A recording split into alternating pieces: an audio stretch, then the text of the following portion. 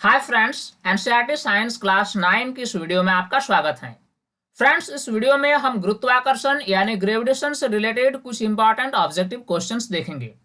ये जो objective questions का सेट इस वीडियो में दिया गया है, ये आपके लिए काफी हेल्पफुल होंगी। अगर आप क्लास 9th के स्टूडेंट हैं या किसी कॉम्पिटिटिव एग्जाम की प्रिपरेशन कर रहे हैं, दोनों ही स्थिति में ये क्वेश्चंस का सेट आपके लिए काफी हेल्पफुल होंगी। तो आइए हम क्वेश्चंस को समझने की कोशिश करते हैं।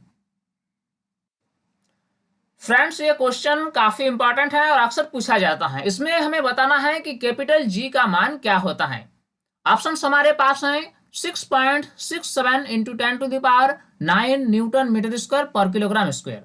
दूसरा ऑप्शन है 6.67 इंटू 10⁻⁻9 न्यूटन मीटर स्क्वायर पर किलोग्राम स्क्वायर। तीसरा जो ऑप्शन है वह है 6.67 इंटू 10⁻11 न्यूटन मीटर स्क्वायर पर किलोग्राम स्क्वायर। और चौथा जो ऑप्शन है वह है 6.67 इंटू 10⁻⁻11 न्यूटन मीटर स्क्वायर पर किलोग्राम स्क्वायर। इसमें हमें जी का जो सही मान है उसको हमें बताना है। देखिए, जब भी हम ग्रेविटेशन चैप्टर पढ़ते हैं तो उसमें हम दो तरह का जी देखते हैं, एक है कैपिटल जी और एक है स्मॉल जी। कैपिटल जी जो है वह है यूनिवर्सल ग्रेविटेशनल कांस्टेंट और स्मॉल जी जो है वह है एक्सीलरेशन ड्यू टू ग्रेविटी। तो हालांकि ग्रेविटेशन के बारे में अगर आप डिटेल जानना चाहते हैं तो हमारे चैनल पर ग्रेविटेशन चैप्टर का वीडियो ऑलरेडी डाला हुआ है, उसका लिंक इस वीडियो के डिस्क्रिप्शन सेक्शन में हमने डाल दिया है। इस वीडियो को देखने के बाद आप ग्रेविटेशन चैप्टर को बारीक से समझने के लिए लिंक पर क्लिक करके उस वीडियो को देख सकते हैं। तो जी का जो मान होगा वह होगा 6.67 इंटू 10⁻⁻11 न्यूटन मीटर स्क्वायर पर किलोग्राम स्क्वायर। फ्रेंड्स, जब कभी भी एग्जाम में इस तरह का क्वेश्चन पूछा जाता है तो जो ऑप्शन सेट किया जाता है वो ऑप्शन एकदम मिलता जुलता हुआ ऑप्शन सेट किया जाता है, इसीलिए आपको एकदम ध्यान से देखना है। यहाँ पर 10⁻⁻11 भी है और ऑप्शन सी में 10⁻+11 भी है। तो ऐसे ऑप्शन पर जो है आपको विशेष कंसंट्रेट होकर उसका जवाब देना है। इस प्रकार जी का जो मान होगा वो होगा 6.67 इंटू 10⁻⁻11 न्यूटन मीटर स्क्वायर पर किलोग्राम स्क्वायर। नेक्स्ट क्वेश्चन आप देखते हैं। इस क्वेश्चन में हमें बताना है कि कैपिटल जी का मान ज्ञात करने वाले प्रथम वैज्ञानिक कौन थे। ऑप्शंस हमारे पास हैं न्यूटन, हेनरी कैवेंडिश, कोपर्निकस और गैलीलियो। तो जी का मान सबसे पहले ज्ञात करने वाले वैज्ञानिक थे हेनरी कैवेंडिश। हेनरी कैवेंडिश ने ही सबसे पहले जी का मान कैलकुलेट किए थे। ये क्वेश्चन भी काफी इंपॉर्टेंट है, ये क्वेश्चन भी कई बार डिफरेंट कॉम्पिटिटिव एग्जाम में भी पूछा गया है। पृथ्वी की सतह पर गुरुत्वीय त्वरण यानी स्मॉल जी का मान क्या है। ऑप्शन हमारे पास हैं 9.8 मीटर पर सेकंड, 9.8 मीटर पर सेकंड स्क्वायर, 8.9 मीटर पर सेकंड स्क्वायर और 8.9 मीटर पर सेकंड। तो ये चार ऑप्शन जो हैं, ऑप्शन आप देख सकते हैं कि ऑप्शन में काफी सिमिलरिटी है, काफी मिलता जुलता ऑप्शन है, लेकिन इन चार ऑप्शंस में से जो सही ऑप्शन है वह हमें कैलकुलेट करना है। यहाँ हमें दो चीज देखना है, पहला तो ये कि न्यूमेरिकल वैल्यू देखना है। तो स्मॉल जी का जो मान है वह 9.8 होता है, साथ ही इसमें जो यूनिट दिया हुआ है यूनिट में भी सिमिलरिटी है। तो यूनिट हमको पता लगाना है कि जी का जो यूनिट है वो क्या है ना, मीटर पर सेकंड स्क्वायर, यानी सही जवाब होगा हमारा 9.8 मीटर पर सेकंड स्क्वायर। जब कभी भी हमें आंसर देना है तो सभी ऑप्शंस को बारीक से ध्यान देते हुए हमें उसका आंसर चुनना है। इस प्रकार जी का जो मान होगा वह पृथ्वी के सतह पर कितना होगा ना, 9.8 मीटर पर सेकंड स्क्वायर। अगला क्वेश्चन हमारे लिए है m द्रव्यमान वाली किसी वस्तु का भार क्या होगा। अगर कोई वस्तु है जिसकी द्रव्यमान m है तो उसकी भार क्या होगी।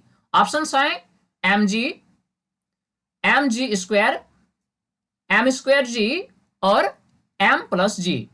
तो किसी वस्तु जिसकी द्रव्यमान m है उसकी भार होगी mg, यानी जब कभी भी किसी वस्तु का भार हमें कैलकुलेट करना होगा तो उसकी द्रव्यमान और गुरुत्वीय त्वरण का गुणनफल के बराबर होगा, यानी इसका जो भार होगा वो होगा mg।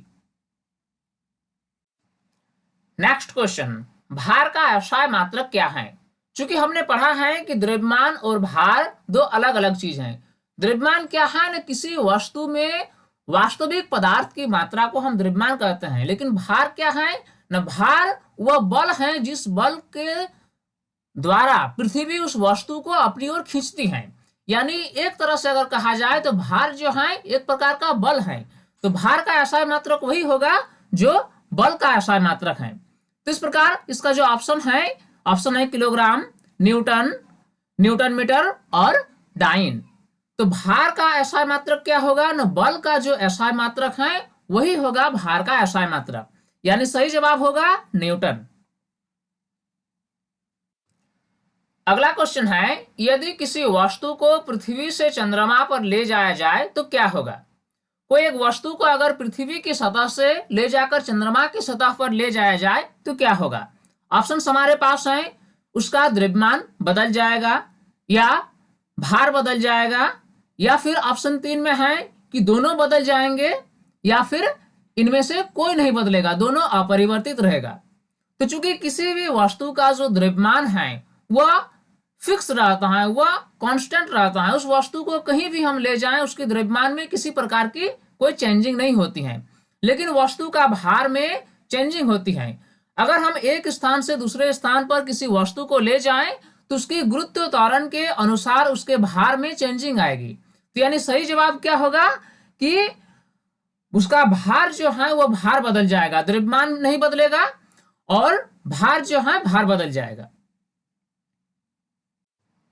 अगला क्वेश्चन है, द्रव्यमान और भार के संबंध में कौन सा कथन सही नहीं है।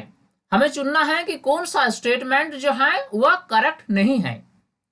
फर्स्ट ऑप्शन है, द्रव्यमान अदिश और भार सदिश राशि है। सेकंड ऑप्शन है, द्रव्यमान सदिश और भार अदिश राशि है। थर्ड ऑप्शन है, प्रत्येक स्थान पर द्रव्यमान एक समान रहता है। और लास्ट ऑप्शन है, भार गुरुत्व त्वरण पर निर्भर करता है। अब आइए हम देखते हैं कि फर्स्ट ऑप्शन क्या बताता है। द्रव्यमान अदिश और भार सदिश राशि है, ये सही बात है। द्रव्यमान जो है उसमें सिर्फ परिमाण होती है, दिशा नहीं होती है, इसीलिए द्रव्यमान जो है वह अदिश राशि है। जबकि भार में परिमाण और दिशा दोनों है, इसीलिए भार जो है वह सदिश राशि है। इसीलिए फर्स्ट ऑप्शन जो है ये करेक्ट है। सेकंड ऑप्शन क्या बता रहा है कि द्रव्यमान सदिश और भार अदिश राशि है, ये गलत है, क्योंकि द्रव्यमान जो है वह सदिश नहीं है और भार जो है ये अदिश नहीं है। इसीलिए सेकंड ऑप्शन जो है वह करेक्ट नहीं है। तो यानी निसंदेह इसका जो सही जवाब होगा वह होगा सेकंड ऑप्शन, यानी द्रव्यमान सदिश और भार अदिश राशि जो लिखा हुआ है ये गलत स्टेटमेंट है। अगर हम थर्ड स्टेटमेंट को देखें, प्रत्येक स्थान पर द्रव्यमान एक समान रहता है, तो यह भी सही है। और भार गुरुत्व त्वरण पर निर्भर करता है, यह भी सही है। यानी ऑप्शन 1, ऑप्शन 3 और ऑप्शन 4 ये तीनों सही है, लेकिन ऑप्शन 2 जो है ये गलत नहीं है। और इस क्वेश्चन में हमें गलत ऑप्शन को ही चुनना है। नेक्स्ट क्वेश्चन है, किसी वस्तु का भार चंद्रमा पर W हो तो पृथ्वी पर क्या होगा। ऑप्शन हमारे पास हैं 4W, 5W, 6W और 7W। देखिए, किसी वस्तु का भार चंद्रमा पर अलग होगा और पृथ्वी पर अलग होगा, क्योंकि कोई भी वस्तु को चंद्रमा कुछ अलग बल से खींचती है और पृथ्वी कुछ अलग बल से खींचती है। एक्चुअली होता क्या है कि चंद्रमा की जो गुरुत्वाकर्षण शक्ति है वह पृथ्वी की तुलना में कमजोर है, यानी वस्तु को वह कम बल से खींचती है। लेकिन पृथ्वी किसी वस्तु को अपनी सरफेस पर अगर रख दिया जाए तो उसको अधिक बल से खींचती है। कारण क्या है कि चंद्रमा के द्रव्यमान कम और पृथ्वी के द्रव्यमान अधिक है। तो यहाँ एक पॉइंट इंपॉर्टेंट है जो कि नोट करना है कि पृथ्वी जो है वह किसी वस्तु को 6 गुना अधिक बल से खींचती है। तो इसीलिए चंद्रमा पर अगर भार किसी वस्तु का W हो तो पृथ्वी पर कितना होगा न 6W। इसलिए सही जवाब क्या होगा न 6W। नेक्स्ट क्वेश्चन, दाब का एसआई मात्रक क्या है। इस क्वेश्चन में हमें बताना है कि प्रेशर का एसआई यूनिट क्या है। ऑप्शंस दिया हुआ है पास्कल, न्यूटन पर मीटर स्क्वायर, उपर्युक्त दोनों और इनमें से कोई नहीं। तो प्रेशर का जो मात्रक है वह हम जानते हैं कि न्यूटन पर मीटर स्क्वायर है। लेकिन पास्कल वैज्ञानिक के सम्मान के लिए न्यूटन पर मीटर स्क्वायर के जगह पर हम पास्कल शब्द भी लगा सकते हैं। यानी दाब का एसआई मात्रक पास्कल और न्यूटन पर मीटर स्क्वायर दोनों है। इसीलिए सही जवाब क्या होगा? उपर्युक्त दोनों।